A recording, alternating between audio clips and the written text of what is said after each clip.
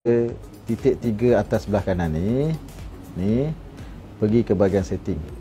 Okey, di sini anda tekan account.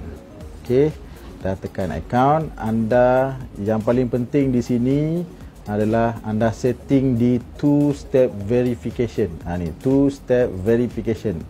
Fokuskan yang di line nombor 3 ni Okey.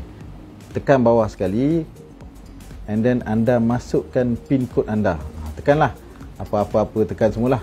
Terpulanglah. Ini saya contoh je. So selepas anda tekan ni, dia akan double confirm anda punya pin code ni, which is selepas pada anda setting anda punya verification code ni, maka amatlah sukar dan tidak ada orang yang boleh hijack ataupun hack anda punya WhatsApp. Okey.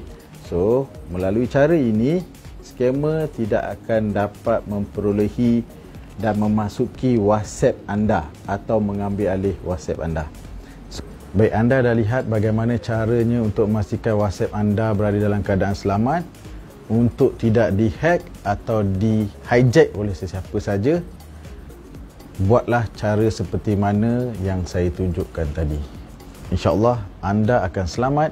WhatsApp anda tidak akan dihack oleh sesiapa pun. Okey, kongsi dan hebahkan perkongsian ini. Elakkan daripada menjadi mangsa. Berhati-hati ketika berurusan melalui panggilan telefon ataupun SMS. Pastikan